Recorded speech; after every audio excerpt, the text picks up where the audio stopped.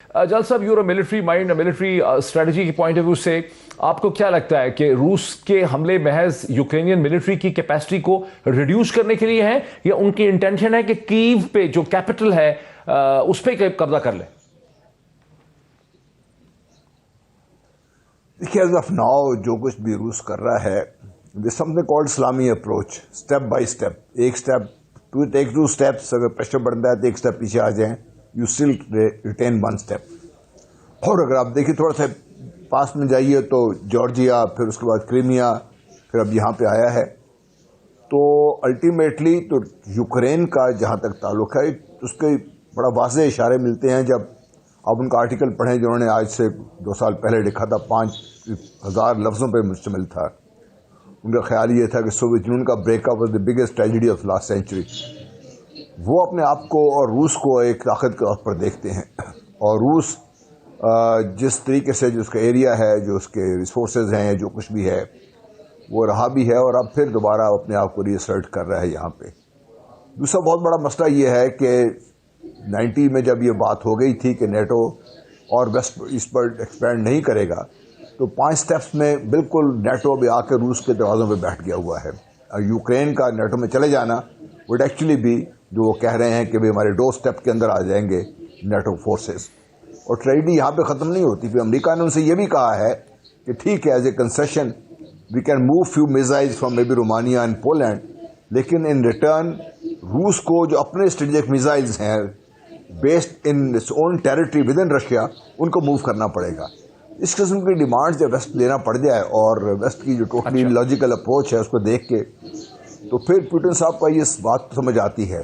Ultimately मैं अपना ख्याल है कि not now but 5-10 years down the road, जब यूक्रेन को बिल्कुल वो ब्रेक कर लेंगे, और ब्रेक मिलिट्री फोर्स से सिर्फ नहीं होगा, ये एज ऑफ नाउ जो भी जो है वो तो सिर्फ ईस्टर्न यूक्रेन को सिक्योर करने के लिए यूक्रेन को अंडर प्रेशर लाया जा रहा है. Ultimately Ukraine will have to give itself up. ठीक है, क्योंकि यहाँ पे रुकेंगे नहीं पुतिन साहब, और ना ही रशिया रुकेगा यहाँ पे.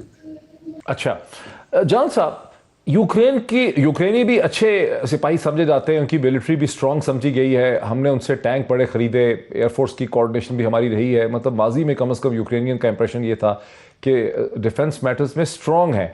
ये कितनी देर तक यूक्रेनियन फौज जो है ये खड़ी रहेगी डॉनबास के रीजन में अगेंस्ट रशियन ऑनस्लॉट?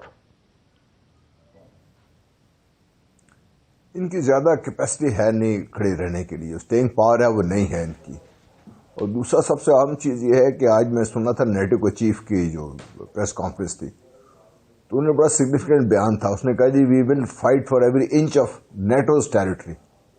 यानी यूक्रेन के बारे में उन्होंने वहाँ पे भी बात गोल कर गए थे. तो Ukrainian they are caught between the hard rock and the hard place इस वक्त, और बाई एक्सटेंशन यूरोप ऑल्सो. तो मसला है कि यूक्रेनियन ने अगर लड़ना है तो अपनी ही ताकत पर लड़ सकते हैं. वो डेफिनेटली पाकिस्तान के ताल्लुकात यूक्रेन से बड़े अच्छे रहे हैं, अब भी अच्छे हैं पाकिस्तान के ताल्लुकात. और पाकिस्तान तो डेफिनेटली ये नहीं चाहेगा कि इस तरीके से यूक्रेन के ऊपर मसाइल खड़े हों. लेकिन इसके बावजूद व्हेन पुश कम्स टू शव, तो पाकिस्तान में हैव टू चूज़. तो उस सूरत में मेरा ख्याल है कि पाकिस्तान के लिए इतने ज़्यादा इश्यूज़ नहीं बनेंगे, क्योंकि अभी जो JF-17 के आपके इंजन हैं वो रशिया से आ रहे हैं आपके, और हिस्टोरिकली भी रशिया से हम पहले भी हेलीकॉप्टर वगैरह भी लेते रहे हैं. अभी कुछ गनशिप हेलीकॉप्टर भी लिए हमने रशिया से. तो जहाँ तक मिलिट्री हार्डवेयर का ताल्लुक है तो पाकिस्तान के पास अल्टरनेटिव्स हैं इस वक्त. हैविंग सेड दैट, मैं ये समझता हूँ कि ज़्यादा मसला इस वक्त जो पड़ा हुआ है वो यूरोप के लिए बना हुआ है कि यूरोप कहाँ पे जाए. अब अमेरिका के अंडर प्रेशर सारी सेंक्शन वगैरह तो लगा रहे हैं. बाइडेन साहब ने कल रात को ये भी कहा है कि इन सेंक्शंस का नुकसान उनको भी हो रहा है, with oil prices shooting through the roof. ये तो यूरोपियंस के भी मसला बनेगा, बाकी दुनिया का भी मसला बनेगा, और economies can go into recession और हर्ट एवरीबडी एल्स. तो मेरा ख्याल है कि जो सेंक्शन वाला भी है इसमें भी यूरोप का मसला बनेगा, और जर्मनी खास तौर पे. वहाँ पे talking to somebody in Germany few hours back, तो वहाँ पे तो एक पैनिक सिचुएशन बनी हुई है वहाँ पे. I don't know Europeans can sustain that or not. और Putin साहब on the other hand, he has built up his reserves over the years. Gold reserve में मेरे ख्याल is number 3 in the world, और डॉलर्स भी काफ़ी सारे इकट्ठे करके रखे हुए हैं. तो आई थिंक बैलेंस इस वक्त, और जो कार्ड्स हैं ज़्यादा पुतिन साहब के हाथ में है, देखें कैसे खेलते हैं आगे। अच्छा जनरल साहब, ये सवाल तो वैसे थोड़ा डिप्लोमेसी का है, लेकिन क्या आपको ये खतरा है कि अमेरिका, ये ऑप्टिक्स चूंकि अमेरिका को पसंद नहीं आ रहे इस वक्त प्राइम मिनिस्टर के विजिट के, तो क्या अमेरिका इस पे रद्द अमल करेगा, रिएक्ट करेगा, पाकिस्तान की मुश्किलात में इकनॉमिकली मजीद इजाफा करेगा, फैटफ में, IMF में पाकिस्तान को नुकसान पहुंचाने की कोशिश करेगा? ये फैटम में तो ऑलरेडी अमेरिका की वजह से ही हम ग्रे लिस्ट पर हैं, जिससे पॉलिटिकल मूव, और IMF ने भी जिस तरह पाकिस्तान को घसीटा है, इसमें भी अमेरिका की मर्जी के बगैर नहीं हो सकता। और दूसरा सबसे बड़ा मत भूलिए कि अफगानिस्तान को 20 साल तक तबाह करने के बाद अब भी अफगानिस्तान के लोगों को तबाह करने पर तुला हुआ अमेरिका, और वजह यह है कि वो पाकिस्तान और इस खित्ते को स्टेबल होने देखना चाहता नहीं है। इसलिए पाकिस्तान को और क्या नुकसान पहुंचाएगा। वो ऑलरेडी पाकिस्तान को डिस्टेबलाइज करने के लिए उसने भारत को बहुत ज़्यादा स्पेस दे रखी थी अफगानिस्तान में।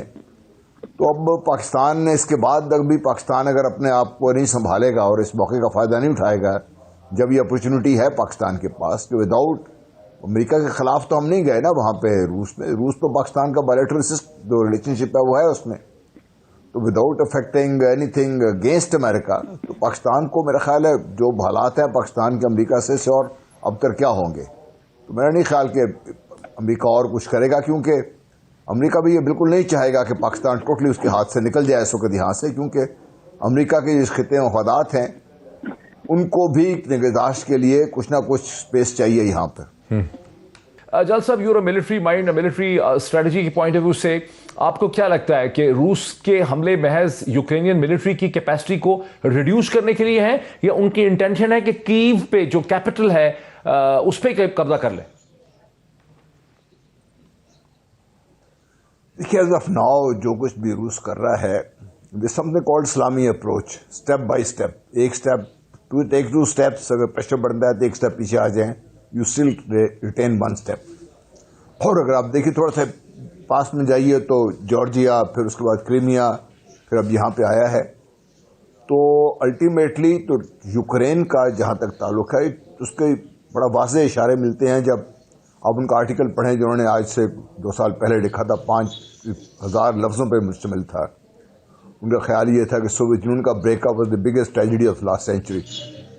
वो अपने आप को और रूस को एक ताकत के तौर पर देखते हैं, और रूस जिस तरीके से जो उसका एरिया है, जो उसके रिसोर्सेज हैं, जो कुछ भी है वो रहा भी है, और अब फिर दोबारा अपने आप को रीअसर्ट कर रहा है यहाँ पे।